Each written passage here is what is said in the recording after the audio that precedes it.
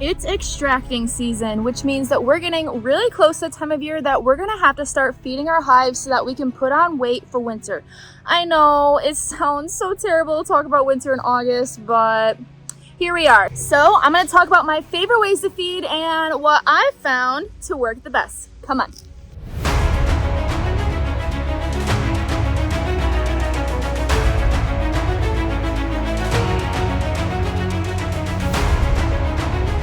So first, if you want to put on some weight on your hive, you're going to want to feed with a thicker sugar syrup. And that is the consistency that we want. So, oh my goodness.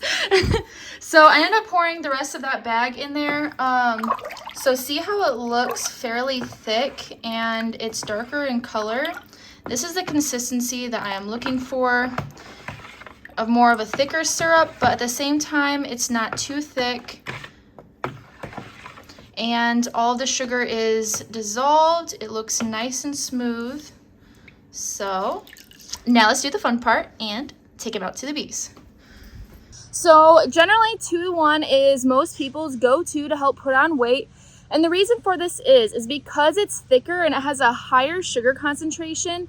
This in theory causes the bees to store it in their comb rather than use it to draw wax or to just use it as general food for them for the time being. So what I found to work the best is using 2-to-1 sugar syrup. Now, probably the most simple way that everybody starts off feeding their bees is by using quart jars that they put on top of their hive or in a box inside their hive.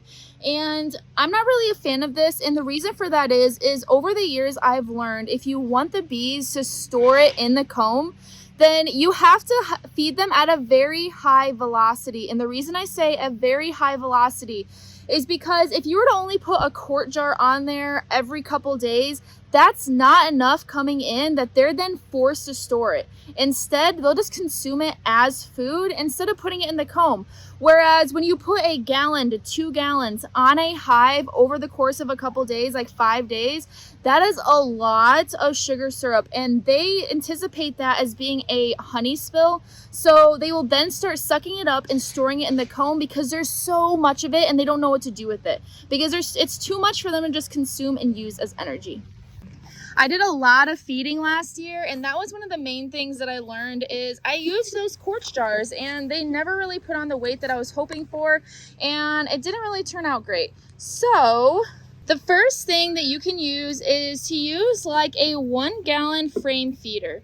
Now, the reason I like these is because they go inside the hive and it makes it so it's super easily accessible to the bees, and they have a little ladder that they can crawl down so that they don't end up drowning.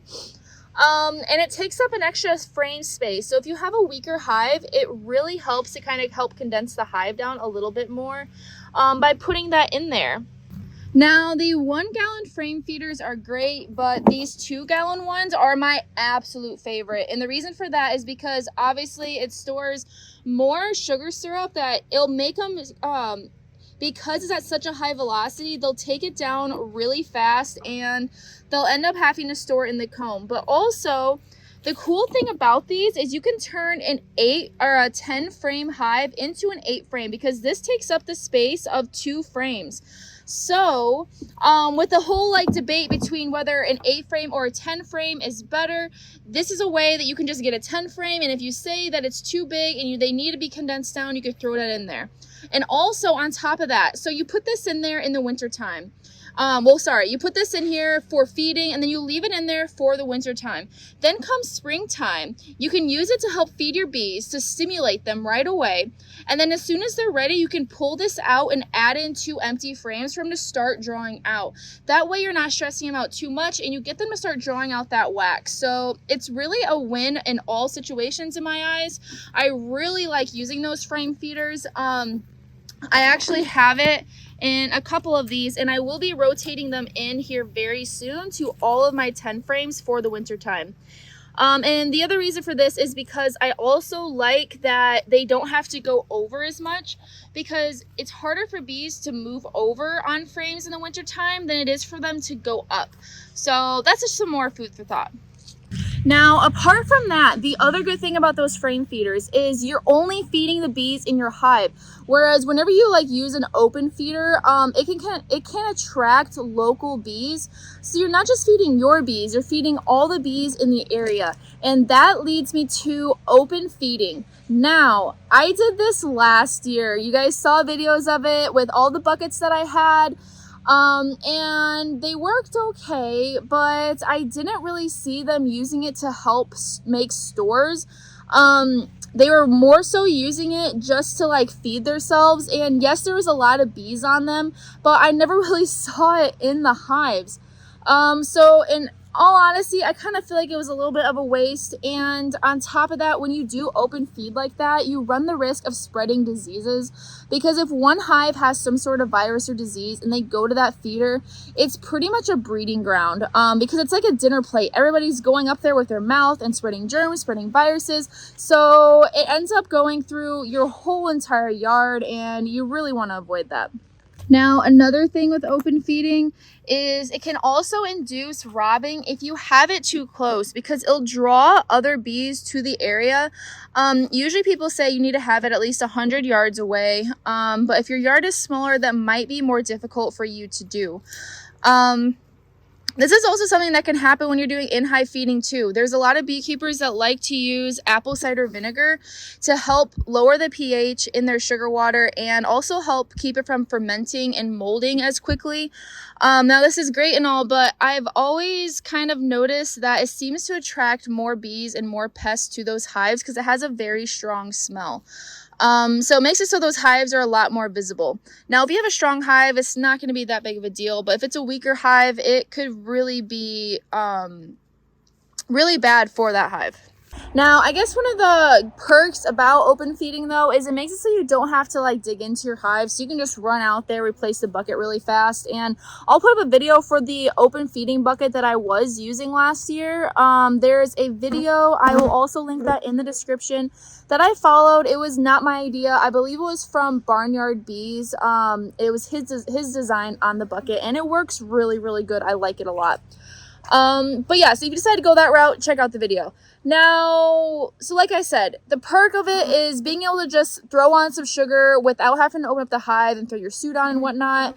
That is one of the downsides to using in-hive feeders, those frame feeders, is you're going to have to pop that lid in order to put some sugar water in there. And this time of year, as you can see, I have bees flying around me right now. They're a little bit grumpy. That's what happens in the fall time. Completely normal.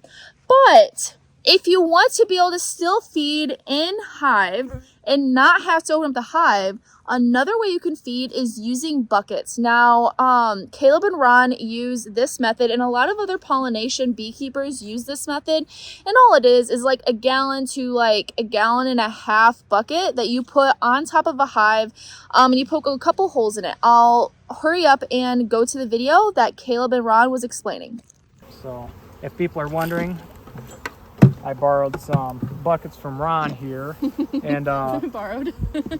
from earlier this year, we didn't have, it was kind of cold, nasty out. I gave them all a 2.5 gallon bucket of syrup, and before the super was on, so that gave them a kick in the butt, kind of like as Ian Stepler says, it's, well, rocket fuel, I think he states. Yeah. And big fan of Ian Stepler. He has really good content and how he manages bees. But yeah, a bucket. Three little 16th inch holes in the center of the bucket.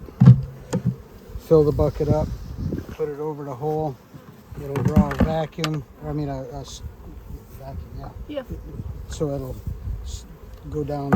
Okay. A good hive like this will take a bucket like that in the fall when the brood rearing stops. About a week and a half. Okay. Pardon me if they're 2 gallon, not 2.5. Yeah. 2 gallon, but 2 gallons of syrup. When we weren't getting anything in, I put 2 gallons on, and after the 2 gallons, it just stimulated that queen, really kicked her in gear, and that's probably why they look as good as they do now. Absolutely. And have made as much honey in there as they have now because of that extra shot. You know, cheap way to get your queens. And did you say the mixture you're using by chance, or are you just using one? Or I get bulk corn syrup by the 250 gallon totes. And I fed thick when I fed them in the spring so they could store a little bit because they were light. This hive, it has obviously got fed because there's a bucket here. Yeah. But it was super light. Pellets all the way around too, where Yeah. As you can see, you'll see all the pallets that I had. I pulled this yard and put it on a melon field a little while back. Now, the only thing I don't like about those bucket feeders is then your sugar water is going to be sitting in the hot sun all day long, which means it's going to go bad a lot quicker because the sun is just beating right on that hive, especially if you don't have them in the shade. Whereas those in-hive feeders, they do go bad eventually, but they're not sitting right there in the sun like that, so they have a little bit more time before they go bad. Now, if you put sugar water on and you notice they're not really taking it down, it might be that there's a flow going on. And the way that you could tell this is if you go in your hive and you pick up one of the frames, and when you shake it, a bunch of like nectar comes out. That's how you know you're on a flow. And during that time, the bees prefer to have that natural resource instead. They're not going to take down that sugar water as quickly. So during that time, I generally say do not put any sugar water on if you are hitting a fall flow, because you're going to be wasting it anyways, and you might as well get what you can get. All right, and the last thing I want to talk about, this is one thing I see some beekeepers do, and I'm going to be honest, it drives me a little crazy because I don't feel like it's a good idea. Don't hate me for this, please. I say this in the nicest way possible, but have you ever seen those little feeders that just sit right in front on the bottom board in front of the hive? I've never liked those because one, they're never very big, so they're not going to use it to store anyways. They're just going to use it for food to consume. And two, when you put something sweet like that right on the bottom board, it's going to draw so many pests and so many robbers to the front of that hive that hive is really going to struggle to defend itself. So I've never really liked those. Some people say that they do. Maybe it works for them. But for me, I've just never been a fan. So yeah, take that with what you will. Now, if you're a new beekeeper and you're really good about not taking too much honey this year, then you might not even have to feed. You really only need 50 to 80 pounds on a hive, depending if you're doing a double deep, a nuke, or if you're doing a single deep for overwintering. So if you did that, don't even worry about feeding. I've seen a lot of new beekeepers, they just don't really know what to do because there's a lot of information out there. So they'll say like, hey, I have a deep and a super on my hive and I'm still feeding. You don't need to do that because that's way too much food. You're going to end up wasting, you're going to be spending extra money that you don't really need to spend on sugar. So I hope that helps. Okay, welcome to my little editing spot. Today's question is from TMD0402. Question for you. I check my hives weekly. I'm a second year. I have 12 hives in Eastern Washington. I've done several splits this year. In one of my hives, I saw the queen 3 weeks ago and there was a ton of capped brood, so added another box. I run 10 frame double deeps. Last week, I noticed a few empty queen cups. I took them down and added a super. Didn't find the queen, but plenty of evidence that she was there. Yesterday, the number of capped queen cells was obscene. I couldn't find the queen, no eggs, no larvae. Now what? I really don't want any more hives. 12 is proving to be quite a lot. There are still a lot of bees in there. I'm assuming just write it out and wait for the queens to emerge and fight it out. Talk about spot on with your timing talk today. Thanks for your thoughts. Okay, so first I just want to say, whenever you go into a hive and you see capped queen cells like that, at that point, the queen has already left. By the time they're capped, that is when the queen will then leave the hive and swarm off. Now, in that circumstance, if you don't want to have more hives, the way that I would go about it is I would go into the hive and I would remove any queen cells that are on the bottom of the frame, because those are generally going to be swarm cells. Now, any queen cells that you find on the face of the comb, I would leave those, because you do want the queens to fight it out and pick which one's the best, because I've been thinking a lot about that and talking with Casey on it, and in all honesty, I feel like this is something that is essential for the quality of our queens. because the bees know what queen is best. And we're just kind of like hand picking and making sure every single queen makes it whenever we graft or whenever we do splits and whatnot. So I think it's actually important that they pick which queen is best for them. So remove all of the cells that are on the bottom of the frame and leave all the ones that are on the face of the comb. Those ones are emergency cells to replace that queen, and they're not going to end up swarming with those. So I hope that helps, and I hope you guys enjoyed the video, and I hope you guys now know how to feed. It's something that I've been experimenting with for the last couple years, and I really don't want to feed if I don't have to, because it could really cost a lot of money. But anyways, I hope you guys enjoyed. I will see you guys soon. Oh, and don't quit and be fit.